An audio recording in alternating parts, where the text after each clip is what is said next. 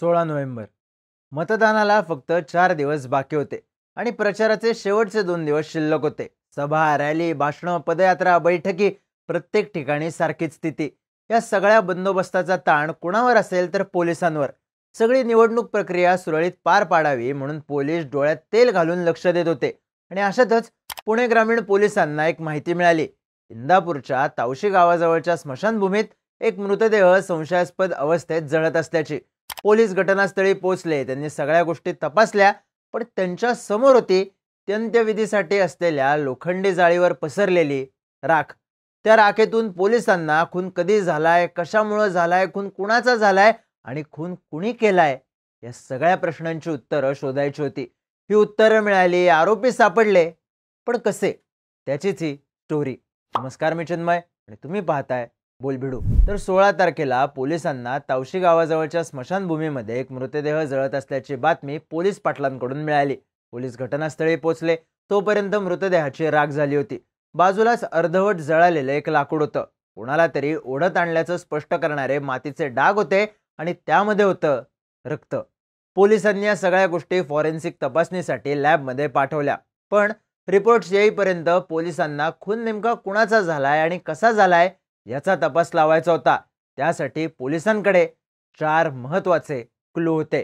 अंत्यविधीसाठी ठेवण्यात आलेल्या जाळीवरती मृतदेहाची पूर्ण राख झाली होती, पण दातांच्या कॅप जळालेल्या नव्हत्या. त्यामुळे या कॅपच्या मदतीनं पोलिसांना खून कुणाचा झालाय इथवर पोहोचण्याचा प्रयत्न करता येणार होता. दुसरा क्लू होता चाव्यांचा जुडगा. त्या राखेत पोलिसांना चाव्या सुद्धा सापडल्या होत्या, पण हे क्लू थेट आरोपीपर्यंत नेत नव्हते. त्यामुळं घोडा आणखी गंभीर होतं. पण दुसऱ्या 2 क्लूजमुळे मात्र पोलिसांचा कॉन्फिडन्स वाढला.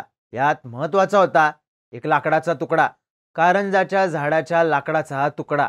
अंत्यविधीसाठी लाकडं पुरवणाऱ्या वखारीमधून हे लाकूड आणलेलं असणार हे निश्चित होतं. त्यामुळे पोलिसांनी आजूबाजूच्या वखारींमध्ये तपास करायला सुरुवात केली. वालचंद नगर पोलीस स्टेशन आणि पुणे ग्रामीण पोलीस स्टेशन यांच्या माध्यमातून एक संयुक्त सर्च ऑपरेशन राबवण्यात आलं. पोलिसांची पथकं रवाना झाली आणि त्यांनी वखारी पालथ्या घालायला सुरुवात केली. फक्त इंदापूरमध्येच नाही तर सोलापूरच्या माळशिरसमध्ये, साताऱ्यातल्या फलटणमध्ये कित्येक वखारींमध्ये ही पोलिसांची पथकं पोहोचत होती, चौकशी करत होती. आजूबाजूच्या भागांमध्ये कुणी बेपत्ता असल्याचा, कुणाचा संशयास्पद मृत्यू झाल्याचा काहीही विषय नव्हता. त्यामुळं हा गुंता कंटिन्यू वाढत चालला होता. हा गुंता सोडवण्यात आणखी एक महत्त्वाचा क्लू ठरला, तो म्हणजे तावशीमधल्या ग्रामस्थांनी दिलेली माहिती. त्यांनी सांगितलं की जेव्हा स्मशानभूमीत ही बॉडी जळालेल्या अवस्थेत दिसली त्यावेळी स्मशानभूमीच्या जवळ आम्हाला एक टेम्पो दिसला होता. त्यांनी या टेम्पोचं वर्णन सुद्धा पोलिसांना सांगितलं. त्यामुळे आता पोलीस कारंजाच्या झाडाची लाकडं, ती लाकडं घेण्यासाठी आलेला टेम्पो अशा दुहेरी बाजूंनी तपास करायला लागले. पोलिसांना हा मृतदेह सापडला होता इंदापूरच्या तावशीमध्ये. गुन्हेगारांचा शोध घेत घेत पोलीस पोहोचले 31 किलोमीटर लांब असलेल्या फलटणमध्ये, तिथल्या गुणवरे गावातल्या एका लाकडांच्या वखारीमध्ये. इथं पोलिसांनी चौकशी केली.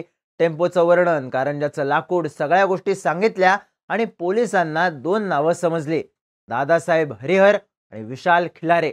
दोघंही तरुण, दोघंही मित्र आणि दोघंही फलटणचेच, शेतमजूर म्हणून काम करणारे. हातात फक्त 4च क्लू असताना पोलिसांनी फक्त 3 दिवसात संशयितांना गाठणं जमवलं होतं. पण तरीही केस पूर्णपणे सुटली नव्हती. खून कुणी केला आहे हे समजत असलं तरी खून कशासाठी केलाय आणि कुणाचा केलाय हे समजत नव्हतं.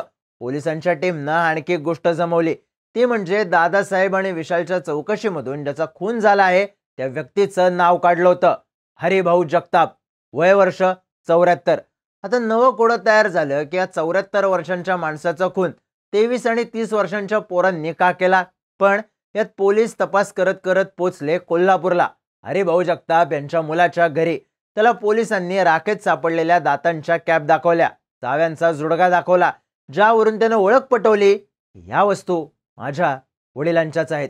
पोलिसांना खुनी सापडले, पोलिसांना विक्टिम सापडला. वेळ होती कारण शोधायची. विशाल आणि दादासाहेब यांच्या तपासात पोलिसांनी सगळी कहाणी उलगडली. खून वाटत निर्गुण होता, पण केला होता अगदी शिताफीनं. हरिभाऊ जगताप हे दादासाहेबचे नातेवाईक, वय वर्ष 74, परभणी जिल्ह्यात राहणारे. जगताप हे फार आधी आर्मीमधून रिटायर झाले होते. 10 वर्ष आधी त्यांच्या पत्नीचं निधन झालं. तेव्हापासून ते एकटेच राहायचे. या हरिभाऊ जगतापांच्या घरी दादासाहेब काही दिवसांपूर्वी गेला होता. तेव्हा त्याच्या नात्यातल्या स्त्रीकडे जगतापांनी वाईट नजरेनं पाहिल्याचा संशय त्याला आला. त्यावरूनच त्यानं ठरवलं जगतापांचा काटा काढायचा. यासाठी त्यानं आपला मित्र विशालला सोबत घेतलं. दोघांनी प्लॅन बनवला आणि निमित्त निवडलं यात्रेचं. हे दोघं जण हरिभाऊ जगतापांकडे गेले आणि त्यांना सांगितलं माण तालुक्यातल्या सतोबाच्या यात्रेला आपल्याला जायचंय. जगताप यांनी विश्वास ठेवला आणि हे तिघं जण निघाले. जाता जाता ते परभणीमधून इंदापूर जवळ आले. तावशीजवळ त्यांनी गाडी बाजूला घेतली. लाकडाच्या ओंडक्यानं जगताप यांना मारहाण केली. मारहाण इतकी अमानुष होती की त्यातच त्यांचा मृत्यू झाला.